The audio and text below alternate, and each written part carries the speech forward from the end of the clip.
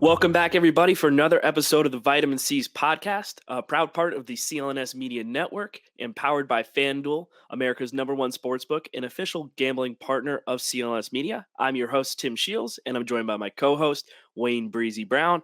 Wayne, I Yeah. know it's difficult. We're talking about another letdown loss, this time at the hands of the Wizards. This is a safe space where we can all share our feelings, our Correct. thoughts on the matter. How are you feeling? What are your takeaways of this game? I mean, this is one of those games where the Celtics just their energy was off. They I can't say that they were missing a lot of shots. They were missing threes. They were taking erratic threes to me at weird points. But the most important part of this game to me was they just couldn't stop what the Wizards were doing. They couldn't stop them in the paint. They couldn't stop them from shooting threes. They were late on rotations on defense. When you look at the fast break points, you can see once the Celtics missed, the Wizards were out. They were getting points. I mean, it's just one of those games where you're just like, dang, another team they play down to. And the thing I don't get, Tim, is why play down to any team at this given moment of time when you can clinch the first seed in the playoffs? And that's what I don't get. You're close. You're right on the heels of the Milwaukee Bucks. You can, gain some space and closing in on that gap, and they lose a game, and now they're what 2.5 games back, I believe. Yeah, Yeah. two and a So half back right now. I mean, it's tough, and I think it's another example of similar to what happened earlier on in the season against the Thunder, right? So Thunder didn't have SGA this time. Bradley Beal is not in the lineup, so a team that is clearly like rebuilding and retooling and very much out of the playoff picture for all intents and purposes, you fail to show up to play against. And it's frustrating because there's been a handful of losses. This gets added to the pile. There's probably about 6 or 7 really, really bad losses where you say, these are teams that they should have beat. And I think it's more frustrating, like you said, when it's happening right now. Like in terms of timing, that was terrible because right now, we're recording this on Wednesday, the 29th of March, and Celtics play against the Milwaukee Bucks tomorrow. If the Celtics had taken care of business and beaten the Wizards, and the Bucks happened to lose to the Pacers, which also happens today, um, they would have a chance to tie the Bucks. Now, keep in mind too, this is the final game that these two teams are going to face off. If the Celtics win this, or whoever wins this, will have the tiebreaker over the other team. So, if the Celtics are able to have the same exact record as the Bucks by the end of the regular season, and they have that tiebreaker in hand, then they would get the first seed over them. They've got 2.5 games up on the 76ers. The Celtics face the 76ers, I believe, after the game after next. So they're going to play the Bucks, then the Jazz, then the 76ers. 76ers are on Tuesday, April 4th. It's an 8 o'clock tip. Um, so that's another team that you have to keep an eye on too. But fortunately, the Celtics are 3-0 against the 76ers this year. So they have a chance to sweep the season series as well as push them down further in the standings. And the other thing that's good for the Celtics is the Bucks are going to play them on Sunday, April 2nd.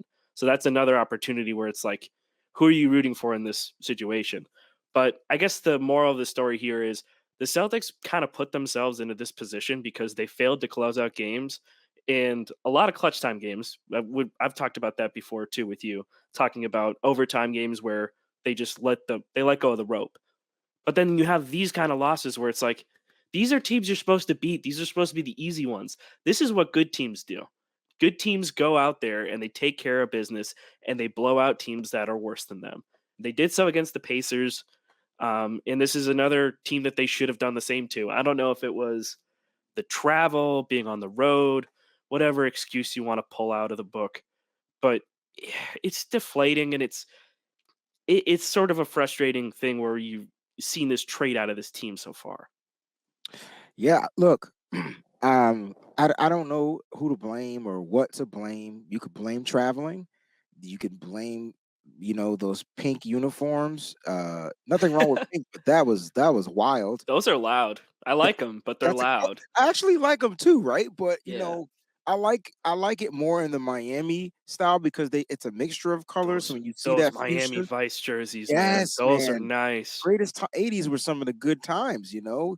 But back to Washington, DC wasn't expecting those uniforms. They were super fuchsia, I guess. It's like a step up. But anyway, I don't know what caused the Celtics to go blind in this particular game. I mean, Tatum finished with 28 as Tatum should. You didn't get the big performance from, Jalen Brown on the offensive end. I mean, he got you 18 points, but at the end of the day, they just couldn't stop Porzingis. And I mean, he was taking shots from all over the court. I mean, he's already 7 feet tall and he was shooting over people. And then they have other three. They were hitting threes relatively early in that first half, which helped them build the lead. And that's kind of what, like, how are we going to come back? And I thought we were going to chirp away. We got that lead cut down to probably like about 10. And I thought maybe we'll be able to find a way to push back. But unfortunately, we just kept taking weird threes instead of Mm, just going into the paint. Like, yeah. and to me, that's the issue. And I feel like, if you ever find yourself trailing in the game, the one thing I love about basketball is that, 2 minutes is a substantial amount of time. If you're down by 10, you can still come back and win in 2 minutes. It's weird to think like 2 minutes. That's no, you can. You just Mhm. gotta play sound basketball, play great defense, try to get some things to go your way. I felt like there were a couple of times, Tim, where the refs were just they were just being NBA officials to where I'm like, dude, come on, you can't call that a foul. And then, they call it a foul the other way. And you'd be like, see, like the consistency of that was off a little bit. Not blaming it on that. Celtics went 10 for 11 from the free throw line.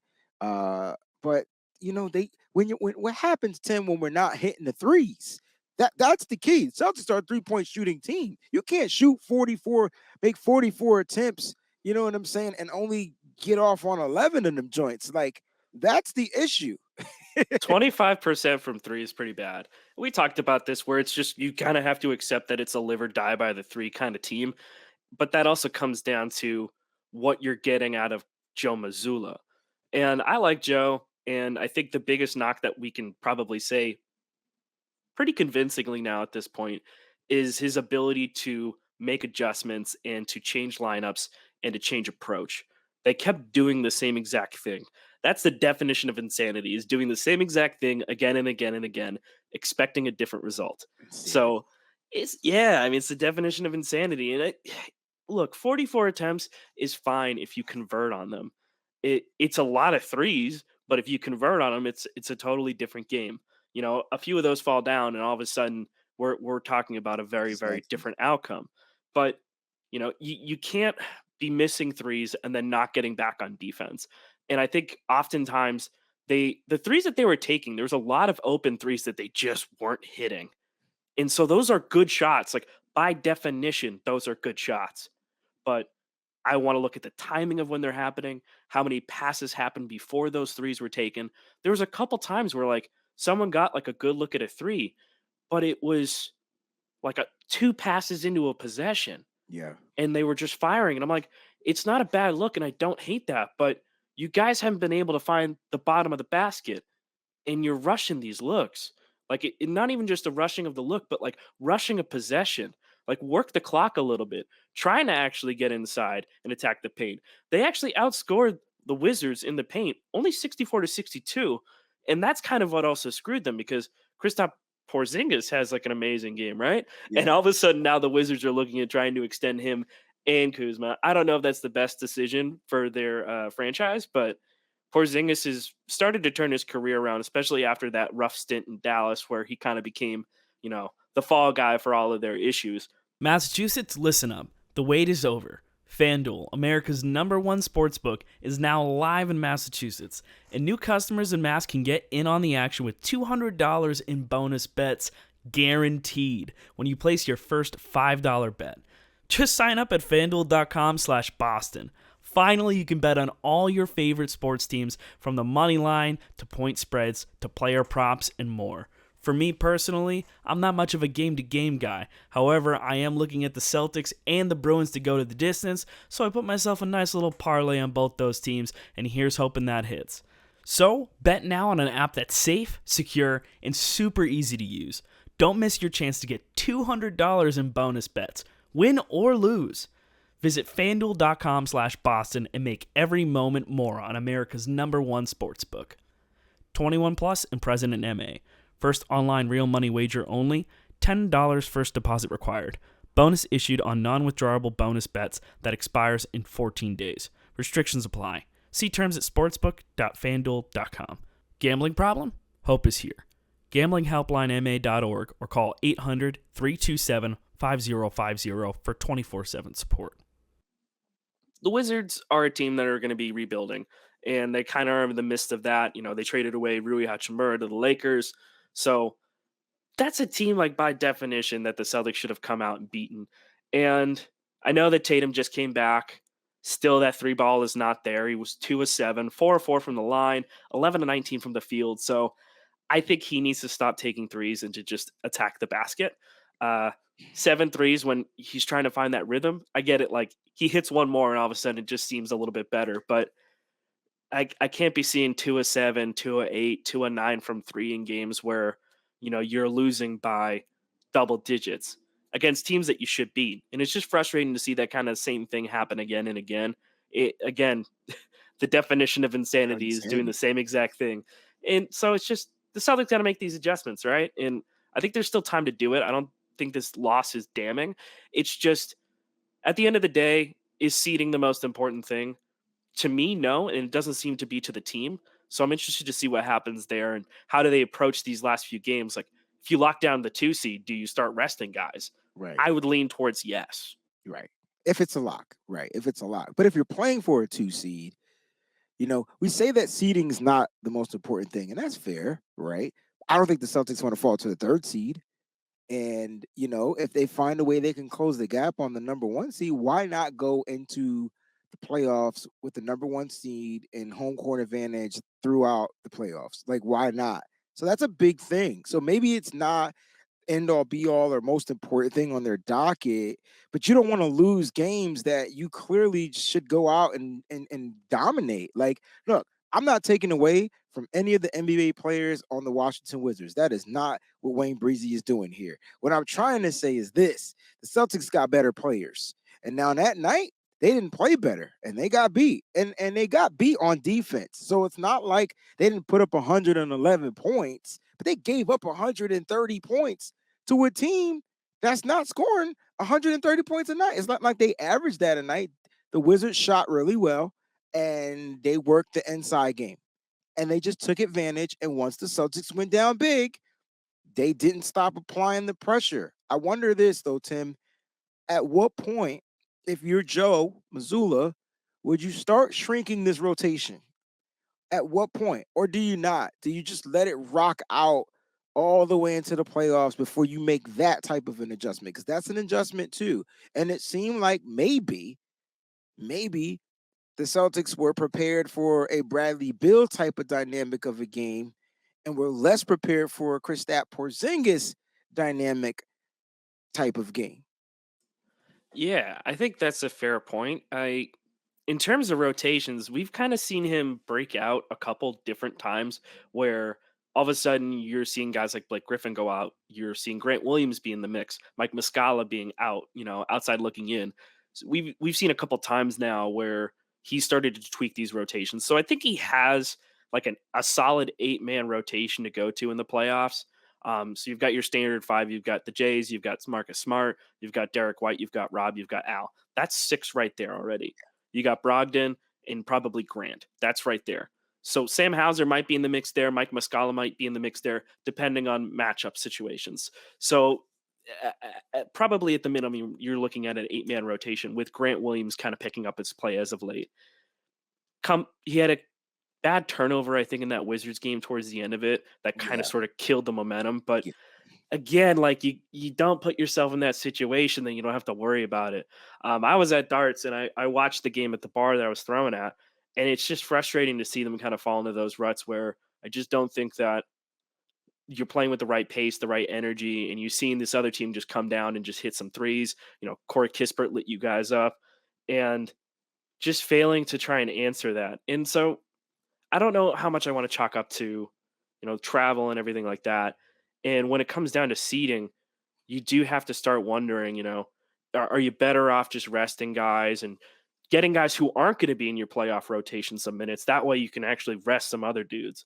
And it might come down to that, honestly. Like Celtics, again, will have the tiebreaker over the 76ers, regardless of what happens for the Correct. rest of the season. Correct. So if it does come down to a situation where you're going to be close to them to the 2 or 3 seed, I say that you start resting guys because at this point now, and this point in time, and I kind of felt like it was supposed to happen during that Wizards game. Like they should have been pulling guys out earlier. In a double digit loss, Tatum had 32 minutes. Jalen Right. had about 27. Al had 26. Derek White had 24. Marcus Smart had 30. Rob had 15. Brogdon had 23. Grant Williams had 26. So if it's going to get that ugly, send a message to these guys because they know better at this point in time to bring the effort, even if it is against a team that you don't necessarily feel threatened by. And I just like, I don't think that the seating is important to them. And that's okay. It's Yeah. just like have the expectation like going into these games. I think from like a fan and a fan and reporter's perspective, like just don't expect them to be all that concerned. Okay. It sucks. Like it sucks. Do I want them to get the 1 seed? Sure, but ultimately you're going to have to win on the road one way or another. It's Facts. just you took your foot off the accelerator earlier on in the season.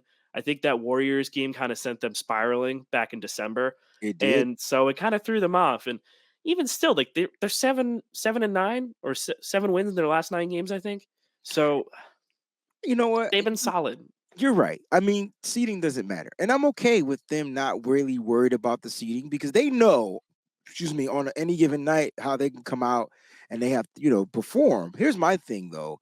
Don't show up with lack of energy and make sure you're sticking to the game plan. And the game plan doesn't necessarily have to be 3 point, 3 point, 3 point, 3 point. We were getting good looks last night. They just weren't falling. And so it's just like at some point, you gotta, where's the leaders? I saw Tatum taking it to inside. Jalen, I don't know who's a better finisher in the league. I mean, Donovan Mitchell may be one, but Jalen Brown's a pretty darn good finisher, man. He was getting to the rim. He was stopping and going and working around like he was Mr. Fantastic and getting to the rim. They weren't calling fouls, but I like that ability for him to figure out, hey man, shots aren't falling. Let me get to the rim. The other players need to pick up on that. I don't need Mm. Marcus Smart pulling up in transition, just popping the 3 point shot, bro. Oh man, he had a couple that were rough. And I I was just, like, it's not a bad look. I'm just like, you're taking it way too early in the shot clock. but then, Tim, here's what pissed me off. I love Marcus Smart. You know this, but he had a wide open layup and he kicked it out to Grant Williams. He missed the three. It was nobody but him and the rim. He was literally at the rim for a finger roll, fakes pass it to Grant in the corner, and Grant just happens to miss the three. Grant got the rebound, but then we turned it over. I Yeah, I just don't understand. Get the short basket, the threes will come. yeah, and that's like ultimately what it comes down to. I get it in terms of like the math, like taking more threes and hitting more threes means more buckets, which means more wins. Like fantastic. Except when those threes aren't falling, you need to be able to lean back on something. And that comes down to Joe making adjustments or lack thereof. And he's so rigid in this belief. There needs to be a little bit of give and take there. Like he's so dedicated and fixated on shooting the three. Like that is like the focal point of this offense. So when that doesn't happen and those threes don't fall and they're not getting back on defense, like they got killed in transition in terms of the differential. I think it was 19-11 in terms of fast break points. That's a big difference in a game like this against a team that, again, lesser teams have to hustle.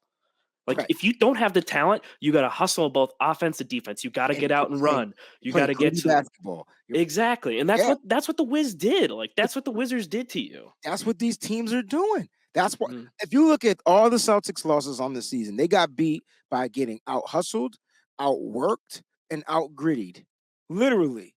We're just not that gritty of a team. We're a pretty team. We're shooting, splash, splash, splash. When we're hitting, it's on point. We're not the freaking Golden State Warriors when they used to splash all the time. That's not who we are. I feel like that's part of the identity of a Joe Mazzulla. That's kind of like what he's looking for. I just don't think we're built that way. That doesn't mean Tatum and Brown can't hit threes. I just don't think that should be their game plan. They are finishers. They can get to the rim. Look at their size. They're not forwards. They're not guards. They're positionless. And if they have the ability because their size to get to that rim, they need to get to the rim. I'm okay when they shoot, but when stuff isn't falling, they have to figure out, when to turn it on. I mean, even Al Horford was missing early. Then he Yeah. hit a couple of big threes. Like I said, the Celtics got this game down where you felt like, oh, here comes the comeback. And then there's a boo-boo made by It's a the player. it's the fake comeback, right? It's the fake out. It's the carrot or the stick. Keep watching the TV. It's Lucy with the football. Right. You're getting set up to hit it and just pulls it out in the last second. It Right. it stings. It stings. Those Just kind a of little losses bit. are gonna hurt, but Just a little bit. you know, it I have to try and keep it in perspective so much because getting this outraged out, like games like this, when they happen, it gets exhausting. And, it's a Tuesday against the Wizards. Like, Mhm. I don't blame them for not having intensity, but like, I just don't want to see the same thing happen again and again. And I'm fine with it being an ugly win. Like, good teams find ways to win games when things get ugly and they're bad. And that should have been a game where you do that, where you do get nitty gritty, where you do get into the paint.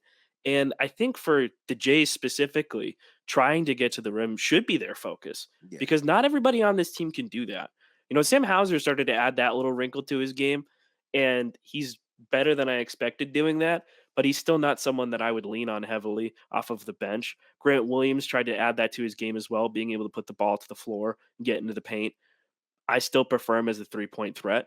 So the Jays kind of need to lead the charge on that because they soften up the interior defense and it pulls people away from the perimeter. So like that's kind of what you have to do. Drive That's them out. it's an inside out game. Like you soften up their interior defense, they're going to have to bring people in to try and match that. The Jays are always going to if the Jays start getting hot, they're always going to pull two guys.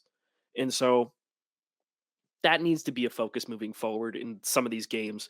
I think ultimately, like when the pressure is going to be the highest, I think this is a team that's going to hit threes, and I don't think that will be a problem. But ultimately, I think they've put themselves in this kind of position where they no longer control their fate, and I think that sucks. That's the one thing that kind of sucks. I But agree. if they land in two, let's just like hypothetically just go through it. If they land in two, Who are they facing as of right now? as of right now, they're in second place. They would be going against the Nets, who have they're 14 games back of first. The Miami Heat are a half game back of the Nets. So right now it's probably going to either be the Nets or the Heat for that game. Heat are in seventh, so they'd be right now they're in the play-in. Hawks are after them in eighth, 16 and a half back. So 2 games back of the Heat. Raptors are also 16 and a half back of first, so they're tied with the Hawks in terms of losses or record, 38 and 38. So literally straight up a 500 team. And after that, you get the Bulls, who are 36 and 39, and they're clinging on to dear life for that last spot. They're 2.5 games ahead of the Wizards. So the Okay. Wizards are like outside looking in on that play in. So if it ends up being the Nets, that's not a terrible first round matchup. I I don't think I like it though. I don't like it, but again, like I don't care if they don't have Kyrie or Kevin Durant. Now they're that scrappy team. They're the yeah, well, and that's the dogfight thing. team. It's house money at that point. It Yeah, reminds me of earlier Celtics teams when they were when they could just rebuilding. come in, yeah, And you're and just listen, like, "Screw it, like, there's 0 expectations and for us, like, bingo. just gonna go out here and play our game." And the Celtics need to be ready for that, and I think they will be. Okay, But I agree. I also think that generally, the Jays do not like the Nets as an organization. I Um, don't think the Celtics like the Nets as an no. organization, so I No. think I get where you're going with this. But my point is the Celtics struggle against teams with good athletic bigs, quick and fast point guards. Mhm. That's who they struggle against. That's all season. They've been struggling against those two types of teams. I can't tell you what the Nets are going to bring other than grit. And so they still have 3-point shooting, but they have a bunch of no-name players now. that are trying to make a name for themselves. And why not go all out every single night and try to knock out the Celtics? So see, I'm not saying the Celtics should be scared. I'm just saying the Celtics can't show up to that game like they did in Washington. They got to be ready. Well, and Yeah. more so, they can't show up like they did against the Nets earlier in the season, where you're blowing the doors off of them, and then you just take your foot completely Oh, off you the are you gas. talking about a few weeks ago when we was watching? Oh yeah, that Yeah, one. You remember the that one? freak, the big lead, and there That was one no. I stings. can't even tell you who played for the Nets. This was Kyrie less and KD less. Dorian Finney-Smith and Mikal Bridges are Nobody's. the two ones that I think. And no, I'm not going to disrespect I'm not Dorian saying that Finney-Smith. they're He's a nice piece. nobodies. My point is they're not at the It's caliber yeah, of what we have. yeah. Well, and exactly that's where effort comes in. Like hard work beats out talent every day of the week. There Like it that's is. what it's going to come down to. Clip that. Clip It's that. true, but it's true. No, Like it I is mean, like true. Kobe Clip said that. that stuff. Kobe said that stuff Hey too. man, that's why he was So one of the greatest to ever play the yeah. game. Well, it's effort, So I think that's gonna ultimately that's what's gonna decide these playoff series. And I think the Celtics are ready for the playoffs. I mean, we saw them go out and they beat Sacramento. Granted, Sacramento, second leg of a back to back. We talked about that, but it's still a very, very good team, the And they best beat him offense in convincingly basketball. too, right, Tim? Like convincingly, they beat the Kings. I mean, it was back and forth at the beginning, but they found a way to pull away. And look, I'm not gonna tie up all the time about losing to the Washington Wizards, but up next is the Bucks, and Mm. they just got to go out there. And I feel like again, that's a team that they don't play down on. So the only concern that I have about the Milwaukee Bucks is it's not Giannis. I know he's their best player on the team. It's not their supporting cast. I feel like Chris Middleton. I'm not saying he's. It just seems like he's taken a slight decline ever since he came back from his injury. He's not the same. Not healthy. Yeah. That And see, seems to be his theme song at this thank you. point. And I knew it wasn't just me watching. I'm like, this is not the same Chris. Like, you know what I mean? But they do have a Drew Holiday. And Drew Holiday is a lot. He's just like the key to the ignition, right? And so don't let him have a day. We let him have a day the last time they ended up winning. Even though the game came down to the end. It's just that he had a day. If you could figure out not let him have a day, I could live with Giannis 35 points a game, blah, blah, blah, blah, blah, and whatever. But just don't let Drew have a day. He dictates where where the ball goes. He's not afraid to shoot at any spot on the court. Like Drew is a baller, and he gives our point guards. He's a point guard, right? He has size, and he gives our point guards problems. And so, Marcus Smart's gonna have a day against Drew Bledsoe. I mean, damn it, against Drew Holiday. Hey man, I love Drew Bledsoe. Yeah, But no, Drew Holiday, I mean, I remember when he turned it on in that game, the overtime game against the Hospital Celtics, and he looked good doing it. And he's one of those guys where I think when he's locked in, he is very, very, very tough to guard because he plays two-way basketball as well. He's a really, really good defender. And I remember back when they actually acquired him, it seemed like a really high asking price, but it turns out that he was really the missing link. I know that the Bucks look back on letting Malcolm Brogdon go in free agency, and they regret that. And this is kind of their way to supplement that when they chose to keep guys like Eric Bledsoe, who's now over in China or something like that. So, I think right now, in terms of just going into this Bucks game, it's sort of kind of like a teaser for the playoffs. right. And I want to see how these rotations go out. You don't want to show your hand too early to them, but in terms of how the Bucks are playing the Celtics and how the Celtics respond, I think the Celtics are one of the better teams defensively against Giannis. So I want to see how they kind of contain him and how they kind of dig on defense. It'll be an interesting game. I'm not going to go ahead and get too overreactions about it, but I think if ultimately the Celtics stay in that 2 seed, that's fine as long as they're ready to show up against whoever ends up being their first round matchup, whether it be the Nets or I hope it's not Miami. I'm hoping Miami somehow slips to 8 so they can give whoever is going to be in the 1 seed a run for their money because that would be pretty cool. And I think it'll make for a good round series as well for a first round series. Besides that, is there anything else you got for us today, Wayne? No, but Drew Holiday, don't let him have a day. That's all I'm gonna say. It's fair enough, man. Fair enough. It's frustrating seeing guys go off like that, but anywho, so this has been another episode of Vitamin C's podcast. Again, part of the CLNS Media Network and powered by FanDuel. America's #1 sportsbook and official sportsbook partner of CLNS. I am your host, Tim, joined by Wayne Breezie. We'll see you next time. Take care. Peace. Peace. Sign up at FanDuel.com/Boston and get in on the action with $200 in bonus bets. Guaranteed when you place your first $5 bet.